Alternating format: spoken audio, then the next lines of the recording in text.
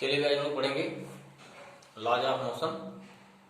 सबसे पहले जानेंगे कि व्हाट इज फोर्स। फोर्स क्या होता है?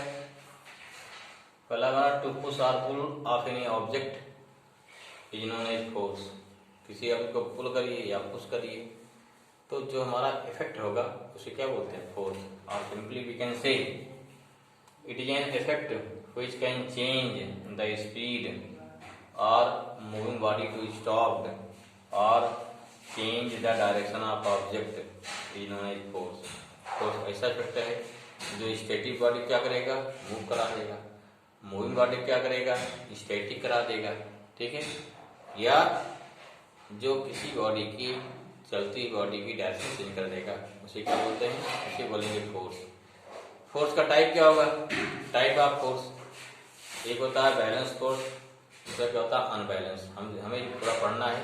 कोई न कोई रहेगा बैलेंस, कोई कोई रहेगा अनबैलेंस। जो आपका बैलेंस फोर्स आएगा, बैलेंस फोर्स जो करेगा उसी में बोलेंगे न्यूटन फर्स्ट लॉ। ठीक है। जो बैलेंस फोर्स की स्टार्टिंग है that is known as Newton's first law of motion. And जो आपका क्या आएगा? अनबैलेंस फोर्स आएगा उसी में आपका आएगा Newton second law of motion. ठीक है। और फर्स्ट सेकंड में मिला देंगे तो क्या आएगा? तो मिलेगा न्यूटन थर्ड लॉ, जिसे बोलते हैं एक्शन ऑफ रिएक्शन। ठीक है। तो वन बाय वन पढ़ना हमको, जिसमें पढ़ेंगे लोग Newton first law of motion, second law of motion and third law of motion हमको पढ़ना है। पहले हम लोग करेंगे Newton first law of motion and it is also known as inertia. What is inertia? Inertia क्या होती है? How we define the inertia. ठीक। तो इसका सिंपली डिफाइंड इनर्शिया की देखो मीनिंग होती क्या है? इसे बोलते हैं जड़त्व। जड़त्व माने क्या? जड़। जड़ माने क्या? रूट। कोई चीज जड़ वाली चीज, जड़ में क्या हो गया? जैसे पेड़ पौधा है ना, जिसमें जड़ होता है, क्या है उसकी प्रॉपर्टी देखिए। What is this property? Property है कि पेड़ पौधा या जो जड़ वाली चीजें हैं जो अपने स्थान रुकी हुई हैं तो वो जिस पोजीशन में है हमेशा उसी पोजीशन में बनी रहेंगी। That is the property. जैसे मैंने टेबल है, टेबल जहाँ रखी है हमेशा उसी पोजीशन में बनी रहेगी। कब तक? जब तक कि हम उसके ऊपर कोई एक्सटर्नल फोर्स नहीं लगाएंगे। ठीक है। दैट्स व्हाई इनर्शिया क्या है? इनर्शिया एक प्रॉपर्टी है, बॉडी प्रॉपर्टी है। अब यहाँ देखिए, इसका मतलब ये नहीं कि चीज रुकी है। इनर्शिया मतलब हो गया कि कोई बॉडी जिस अवस्था में है अगर हमेशा उसी पोजीशन में बनी रहे then that property is known as inertia। Here there are two state। कौन कौन सी? पहली state, if body going on continuous in static position, this is the first state। Second one, the body going on continuous in moving condition। लगातार क्या है? Body move कर रही है या लगातार स्टैटिक है। अगर मूव कर रही है तो कांस्टेंट स्पीड से मूव कर रही है या कांस्टेंट वेलोसिटी मूव कर रही है। अगर कांस्टेंट वेलोसिटी मूव करेगी तो वहाँ क्या हो गया? तो वहाँ डायरेक्शन की उसकी हमेशा वही बनी रहेगी। कांस्टेंट स्पीड मूव कर रही है तो क्या उसका मोशन, ठीक है, या स्पीड उसकी कांस्टेंट बनी रहेगी। इस प्रकार से अगर कांस्टेंट स्पीड में है, कांस्टेंट वेलोसिटी में है, ठीक, अगर उसमें कोई चेंज नहीं हो रहा है these all are of inertia. ठीक है। इनर्शिया मतलब ये नहीं कोई दुखी हुई चीज उसे वही इनर्शिया है। इनर्शिया क्या होता है? इनर्शिया एक फिजिकल प्रॉपर्टी है। प्रॉपर्टी माने वो उसमें ऐसा गुण है। गुण क्या होता है भाई? ऐसी कौन प्रॉपर्टी है? अर्थात बॉडी जिस स्टेट में है हमेशा उसी स्टेट में कंटिन्यूअस बनी रहे। That is known as inertia. Okay ना? तो first we note down law of inertia. इसमें this law of inertia is also known as Newton's first law of motion। Okay. हमें क्या जमा लग जाएगा? Newton's first law of motion. इसमें क्या होगा? Law of inertia. How define? Inertia is the property of any body by which the body is going on in same condition is known as inertia। same condition means maybe position of rest or position of motion। ठीक। on the basis of this condition or on the basis of this situation inertia is three types। first one, inertia of rest। what is inertia of rest? when anybody is in the position of rest, then it will be continue in the same position of rest unless or until applied external force. ठीक है, is known as inertia of rest. Clear हुआ? और note down second one, first note कर लीजिए, ठीक, नहीं note किए हैं तो वीडियो पॉज करिए फिर नोट कर लीजिए। सेकंड क्या हो जाएगा, नंबर टू हो जाएगा आपका इनर्शिया ऑफ मोशन। आप फिर से लिखेंगे, नहीं किसी मिटा दीजिए, इनर्शिया ऑफ मोशन। ये क्या हो गया, inertia of motion when anybody in the position of motion, यहाँ क्या हो जाएगा, in the position of motion, then it will be continue in the same position of motion,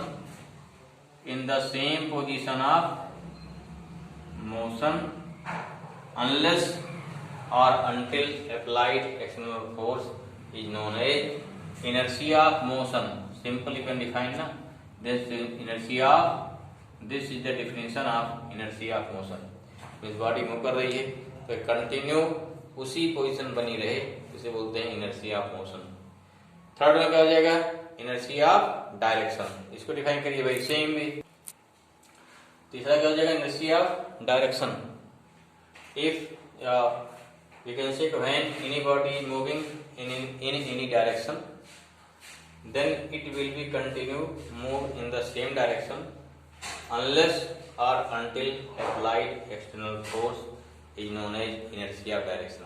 तो इसका क्या हो गया हमारे, ये तीन आपके रूल हो गए। अब देखिए ध्यान समझना है, जो इस पे क्वेश्चन पूछा था एग्जाम में, ठीक है, कोई क्वेश्चन दे दिया जाएगा, बोला जाएगा एक्सप्लेन करिए इसमें कौन सी इनर्शिया लग रही है, इनर्शिया ऑफ डायरेक्शन है, इनर्शिया ऑफ मोशन है, इनर्शिया ऑफ रेस्ट है। जैसे फॉर एग्जांपल आप चल रहे हैं, अगर पैर में ठोकर लग जाती है हम क्या आगे गिर पड़ते हैं, क्यों भाई, रीजन क्या है, इसमें कौन सा फिजिकल फिनोमेना रिस्पांसिबल है। या बस बैठे हैं, बस क्या है अचानक चल पड़ी तो पैसेंजर क्या पीछे गिरता है। बस चल रही है, ड्राइवर ने ब्रेक मार दिया अचानक, हम क्या आगे गिरते हैं, क्यों, व्हाट इज रीजन। बस चल रही है, बस मोड़ दिया अचानक, हम क्या है साइड में गिरते हैं, क्यों। बहुत सिंपल रीजन है, देखिए, ठीक, जो बॉडी शुरू में स्टार्टिंग में इनिशियली जिस कंडीशन में रहेगी उसमें वही इनर्शिया लगेगी, ठीक है ना, जिस इनर्शिया, ठीक। जैसे अगर आप चल रहे हैं, पैर में ठोकर लगती है, आगे गिरते हैं, इसमें कौन सी इनर्शिया लगेगी, इनर्शिया ऑफ मोशन है, इनर्शिया ऑफ डायरेक्शन है, इनर्शिया ऑफ रेस्ट है। क्योंकि हम क्या मोशन में जब चल रहे होते हैं ना, तो उसमें क्या मोशन में होते हैं, तो इसमें क्या लगेगा, इनर्शिया ऑफ मोशन। कैसे लगेगा, कैसे आप एक्सप्लेन करेंगे, आप क्या लिखेंगे कि जब हम क्या है, when we are walking, then during walking और whole body going on moving condition, ठीक है। जैसे कि आप पैर में ठोकर लगती क्या होती है, इन दैट पोजीशन, और क्या है, और foot going on position of rest, क्या होगा, पैर थोड़ी देर के लिए क्या होता है, रेस्ट में आता है। लेकिन due to inertia of motion हमारी अपर पोर्शन ऑफ बॉडी क्या होती है, वो कंटिन्यूअस चलना चाहती है, इसलिए आगे गिर जाते हैं, ठीक है। इसलिए क्या लग गया, example of inertia of motion. ऐसे आप बस बैठे हैं, अगर क्या है, अगर बस अचानक चल गई, हम पीछे क्यों करते हैं, हम चूंकि बैठे हैं, कौन पोजीशन है, इनर्शिया ऑफ रेस्ट होगा ना। तो when we are sitting on the bus, then whole body are going on static position. When bus suddenly start motion, then lower portion of body going on moving condition, but due to inertia of rest, upper portion of body want to in the same position of rest, इसलिए क्या पीछे गिरते हैं। Clear हुआ, ठीक।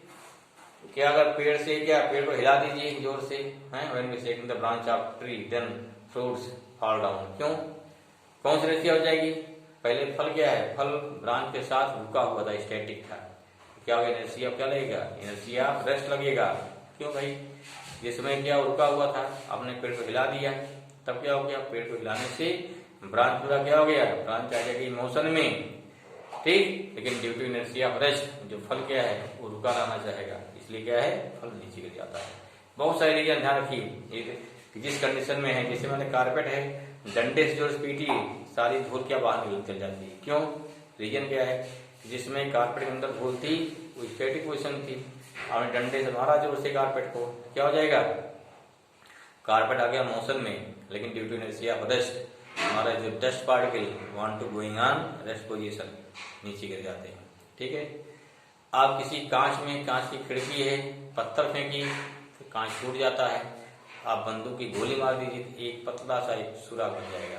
क्यों, ये भी देखो उसमें क्या लगेगा, inertia of rest motion, rest लगेगा।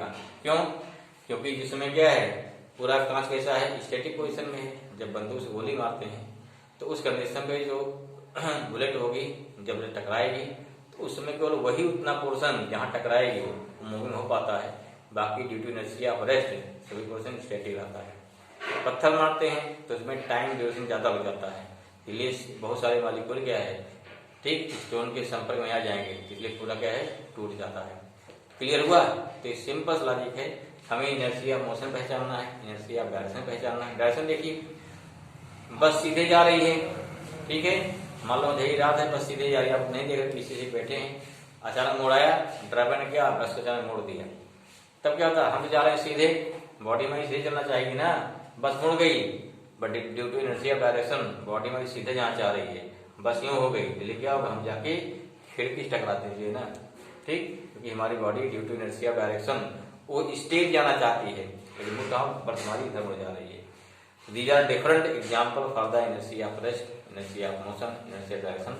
How you can identify? Simple तरीका है कि बॉडी की जो इनिशियल कंडीशन है हमेशा वही इनर्शिया लगती है। In this way you can identify the inertia of rest और इनर्शिया ऑफ मोशन और इनर्शिया ऑफ डायरेक्शन। ठीक है, ये हमारा क्या हो गया, this is the explanation of Newton's first law of motion. ठीक है, now we explain Newton second law of motion. Second law of motion क्या है, इसको जानने के पहले हम लोग क्या पढ़ेंगे, मोमेंटम पढ़ेंगे। क्या पढ़ेंगे, linear momentum. Just in what is linear momentum, आपने 11th पढ़ भी रखा है, लेकिन कितना पढ़ा, कितना सीखा, क्या जानी, हाँ समझो इसको, थोड़ा सोचिए व्हाट इज लीनियर मोमेंटम क्या होता है। 9th पढ़ा होगा, समझा होगा, इसमें क्या बोलते हैं कि the product of mass into velocity is known as momentum. क्या ही होता है मोमेंटम, ये तो क्या, this is the mathematical definition of linear momentum. हमें क्या जाना है, इसका रियल डेफिनेशन क्या होती है, मीन्स फिजिकली क्या हो रहा है। फिजिकली मीन्स जैसे आपसे कोई कहे कि काइनेटिक एनर्जी, काइनेटिक एनर्जी कहते ही क्या होता है, काइनेटिक एनर्जी कहते ही कोई बॉडी मूव कर रही है, उसका एग्जाम्पल जो है दिमाग में आ जाता है। ऐसे ही अगर मूविंग कंडीशन मोमेंटम कहा जा रहा है तो इससे दिमाग में क्या आ रहा है वही जानिए, क्या वास्तव में कोई फिगर बन रहा है, तो यही देखना हमको। अब वहां काइनेटिक एनर्जी हो गई। अब जैसे मान लीजिए मोमेंटम क्या होता है, ठीक है, जैसे P इक्वल टू बोलते हैं m/v, velocity can be change but mass of any body can not be change. इसका मतलब क्या हुआ कि सेम बॉडी है, मास कांस्टेंट हो गया। अगर उसकी वेलोसिटी बढ़ रही है जिसमें m/v क्या इंक्रीज हो रहा है, अर्थात मोमेंटम इंक्रीज हो रहा है ना। अगर मान लीजिए क्या मोमेंटम घट रहा है, जैसे क्या उसकी वेलोसिटी घट रही है या स्पीड घट रही है, ठीक, क्लियर रही बात को। देखो यहाँ मोमेंटम मिलते हैं velocity not speed, that's why linear momentum is the vector quantity. ठीक है, तो लीनियर मोमेंटम ऐसी फिजिकल क्वांटिटी है कि जो क्या निकालती है, क्वांटिटी ऑफ मोशन।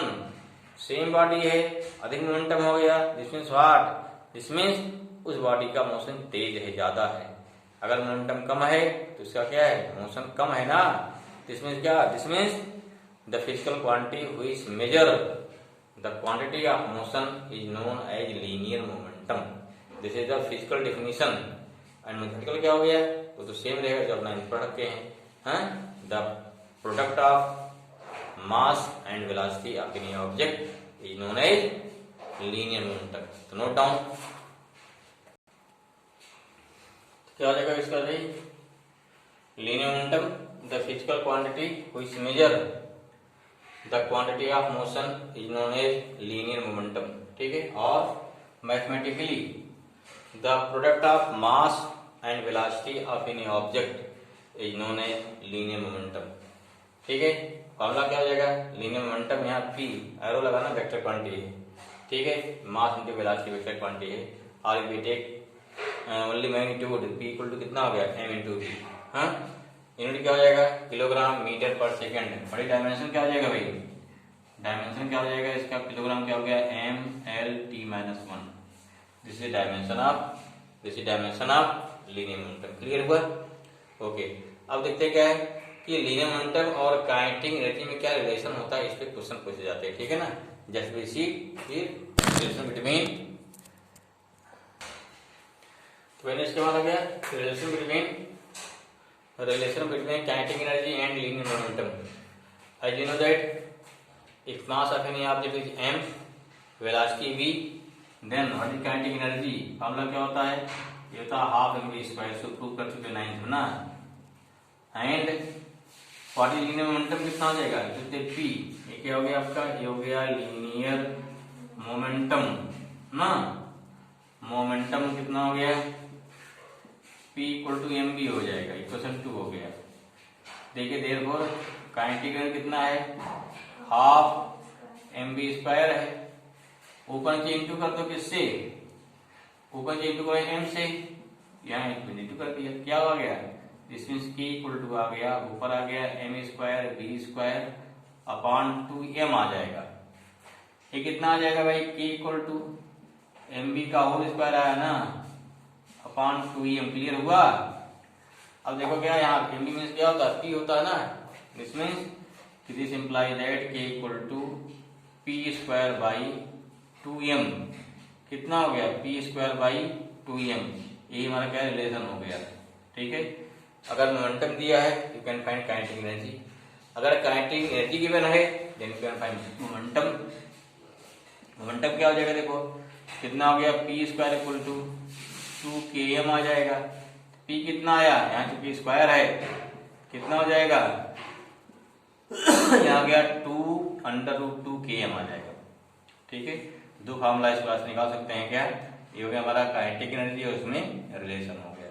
ठीक है, अब देखो क्वेश्चन कैसे दिया जाएगा और समझ लो, या थोड़ा ग्राफ देख लेते हैं भाई, तो क्या देखते हैं, ग्राफ देखते हैं कैसे क्या बनेगा।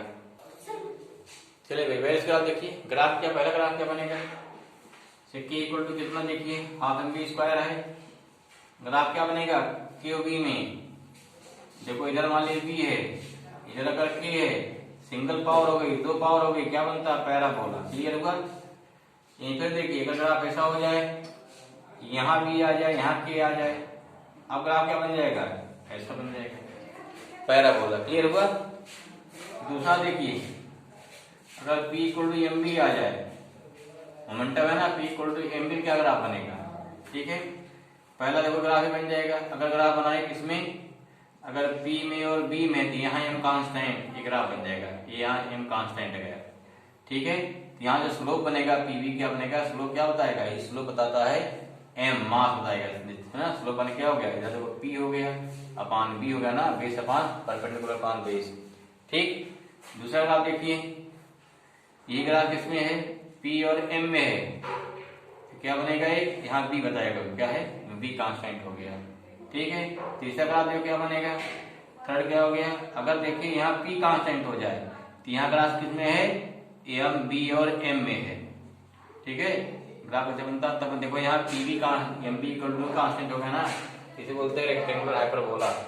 यहाँ क्या है, m कांस्टेंट है, यहाँ क्या है, v कांस्टेंट है। ठीक है, v कांस्टेंट हो गया, यहाँ क्या हो गया, p कांस्टेंट हो गया। क्लियर हुआ, p कांस्टेंट। तीसरा देखिए, तीसरा क्या था, k इक्वल टू कितना आया, p स्क्वायर बाई 2m, ध्यान दीजिए k इक्वल टू कितना है, यहाँ क्या हो गया, p स्क्वायर कितना हो गया, p स्क्वायर आ गया 2km, कितना हो गया 2km।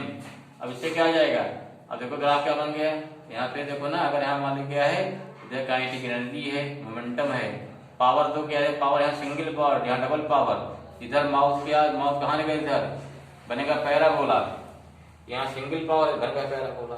ठीक है, ऐसे फिर देखिए अगर एक ही ग्राफ क्या बन जाएगा, अगर यहाँ काइनेटिक एनर्जी हो जाए, यहाँ मोमेंटम हो जाए, ग्राफ क्या बनेगा, m बनेगा, इसमें m कांस्टेंट, इसमें m कांस्टेंट रहेगा, इसमें m क्या हो गया, कांस्टेंट हो गया, बेस टाइप ऑफ ग्राफ, इसमें काइनेटिक एनर्जी के लिए, मोमेंटम के लिए, और क्या है, और हो गया काइनेटिक एनर्जी मोमेंटम दोनों के लिए। ठीक है भाई, नोट करिए फट से। चलिए इसको हमारा क्वेश्चन है, motor bike and motor car are moving with same linear momentum, find which है मोर काइनेटिक एनर्जी। सिंपल देखो, ध्यान समझिए, दोनों मोमेंटम सेम है तो रिलेशन क्या होता है, यहाँ क्या लिखेंगे, you know that from relation between